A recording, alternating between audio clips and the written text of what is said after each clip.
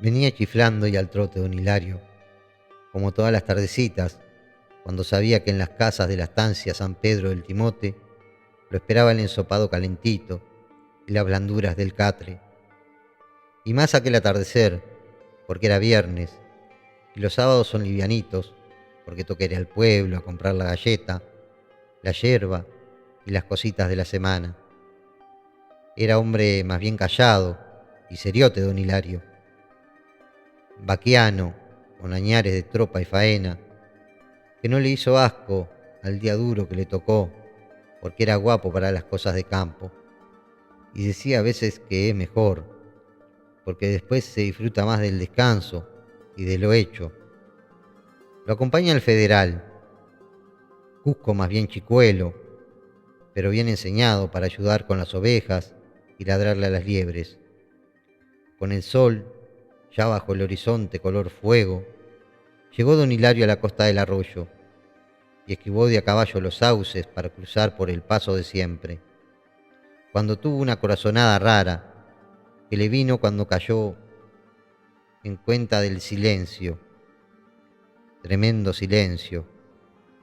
No hay nada que ponga tanto en alerta al hombre de campo como el silencio completo, que solo dejaba escapar el murmullo cristalino del arroyo y de los cascos lentos del tubiano. Así que se le cortó el chiflido, justo cuando apartaba la primer rama del sauce, y hasta el federal quedó con una pata suspendida y mirando lo invisible. Después, el perro solo se animó a un quejido finito, como de susto. El caballo se clavó de pronto en la orilla del arroyo, y no hubo rechifla ni rebenque que lo hiciera seguir. Se le sentía al animal un nerviosismo y un amague de corcoveo que no eran de él, porque Hilario lo conocía como un hermano, y era un bicho mansito y fiel.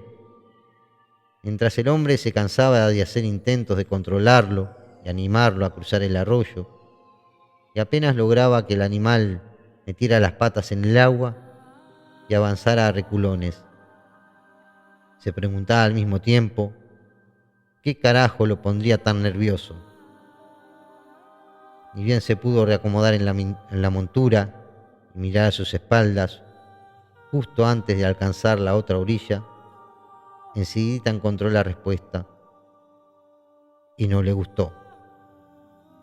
Tenía apariencia de cuerpo de mujer, recortada sobre el brillo del agua, apenitas alumbrada con la poquísima luz pálida de la luna, recién salida, que podía colarse entre los árboles. Una mujer como parada sobre el oleaje suave del molles, sin otro movimiento que el viento le ponía a su vestido grande de mujer de campaña.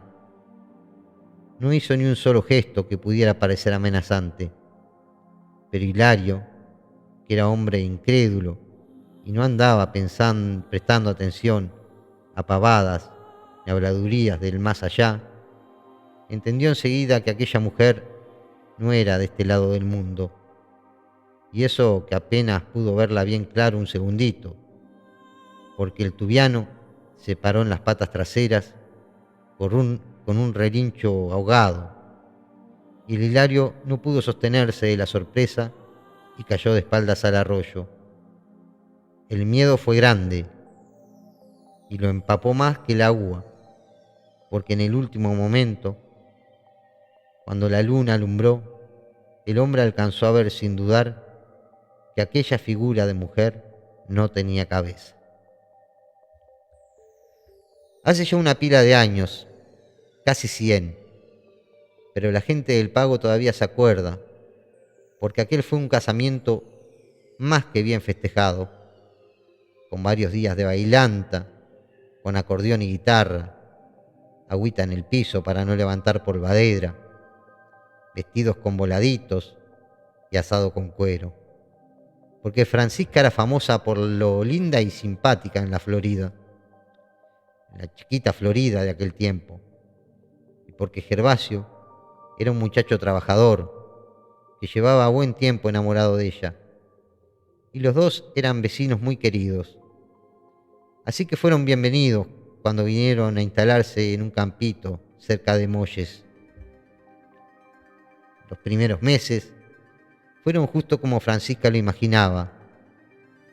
Gervasio era cariñoso, fuerte y trabajador, y junto con las ilusiones, la quinta que hicieron en el campito también empezó a crecer y a dar sus frutos, y Gervasio consiguió trabajo enseguida en una estancia de la zona.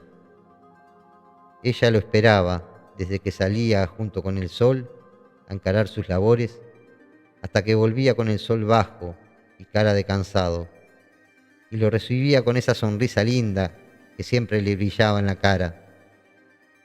Él no quería que su mujer trabajara para que se dedicara a la quinta y tener linda la casa y la comida y esas cosas, y porque el trabajo afuera es para los hombres, como el boliche y la penca donde iba a jugarse unos pesitos y tomar algo con la paisana los fines de semana. Pero pasaron los meses y después los años, y la vida dura del campo fue vaciando de a poquito los sueños de aquel matrimonio. Gervasio volvía agotado y con pocas luces para conversar. Así que Francisca aprendió a quedarse sola, medio condenada a aquella vida aburrida y sin horizontes. Los sábados era el único día verdaderamente distinto, porque Francisca aprovechaba que el marido iba a la penca para viajar al pueblo a hacer las compras de la semana. Un poco más de bochinche, unos cuantos saludos, chismes, y era como Francisca se cargaba de compañía para encarar la semana. Aún así, con los años, la soledad le fue borrando aquella sonrisa legendaria. Como todavía era joven y amable, como bonita, no eran pocas las miradas masculinas que se le cruzaban. Francisca aguantó por años, sin embargo, la vida que le tocó, hasta que conoció un muchacho un poco más joven que ella, que la conquistó con cartas repletas de pasiones casi olvidadas, que le hacía llegar a través de conocidos. La primera la hizo sonrojar frente al mostrador de la panadería. La cuarta, días después, la hizo soñar sueños cargados de culpa. Francisca no pudo resistir y al tiempo empezaron a verse cada sábado en rincones escondidos del pueblo. Cuentan todavía en Molles que una noche Gervasio encontró por casualidad en una esquina del ropero una caja de madera y en ella las cartas encendidas del muchacho, apuradas, sin fechas, de tinta corrida por lágrimas, ajadas de tan cuidadosamente dobladas y desdobladas y vueltas a doblar. Atrás de la sorpresa vino la tristeza y enseguida la bronca y después la idea de que seguramente serían cartas viejas de un novio de la adolescencia, y esta vez lo que le entró fueron como nostalgias de los amores intensos. Así que decidió respetarle a su mujer aquel secreto y volvió a guardar la caja tal cual y sin comentarios. Pero el sacudón de los celos ya no iba a dejar así nomás la vida cotidiana como si nada. Los días siguientes fueron tensos, cada uno metido en sus pensamientos torturadores, sin poder encontrarse, como si flotara una pregunta que nadie hacía.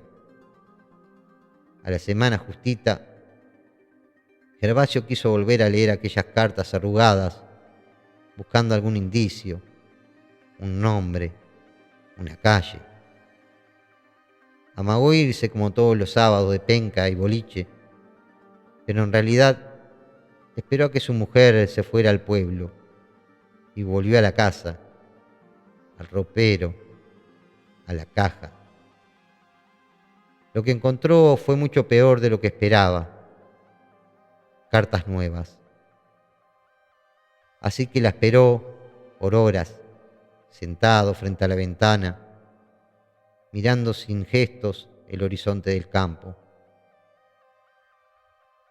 Cuando Francisca volvió a la casa, alcanzó una mirada para que supiera enseguida que no iba a poder ocultarle la verdad. De golpe se le vino todo lo que le había estado pesando demasiado. El miedo, el fracaso, la culpa, la pena, y todo la hizo temblar cuando se lo dijo, seguro buscando el alivio del castigo. Pero nunca se imaginó la inmensidad de los celos acumulados y la furia que se le desbocaron a Gervasio de repente, como si estuviera esperando la oportunidad de explotar, y le salieron a borbotones por la boca y los huesos en palabra y gestos sin control, y fue reventando de ira, que manoteó la azada y la levantó con las dos manos. No hubo un solo segundo de reflexión de Gervasio, ni tampoco un movimiento de Francisca.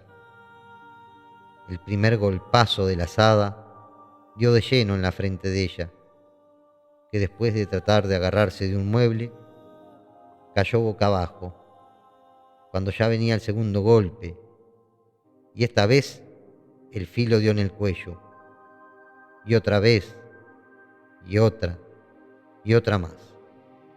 Y no pudo parar hasta que la cabeza de Francisca se alejó del cuerpo y quedó mirando sin ver el techo de la cocina. Debió tener que esforzarse para no pensar, para no comprender ni darse cuenta del horror inmenso, porque es seguro que no lo hubiera soportado. Debió mirarse las manos sin sentir las propias, y le debe haber costado decidirse a caminar sobre la sangre, enterrar la cabeza en la quinta que su mujer cuidó hasta ese día, y arrastrar el cuerpo para tirarlo al agua, con la esperanza, seguro, de que nunca saliera del fondo del arroyo, ni del fondo de su propia memoria. Chiflando y al trote venía don Hilario, la tardecita aquella, pero fue al galope tendido que el rumor de la parecida del timote corrió por el paraje. Al principio no fue más que otro espanto para alimentar los misterios del campo, pero bastaron varias apariciones más para dar por tierra con las esperanzas del olvido de Gervasio y obligarlo a escapar lejos del pago, y a lo mejor porque nunca se volvió a saber de él. Desde hace cerca de 100 años, la gente de Molles sabe que nunca hay que mirar atrás cuando se cruza el timote, porque da miedo, y un desmayo en el agua puede terminar en ahogo. Hay quien afirma que aquella aparición, algunas veces, se sube al anca de tu caballo y te abraza al pasar, como si todavía quisiera alejarse de la soledad y el olvido. Pero lo cierto es que de una manera o de otra, Francisca está todavía de pie en el arroyo, en la memoria de Molles, para que no puedas jamás olvidar el fin brutal de una mujer sencilla y gentil.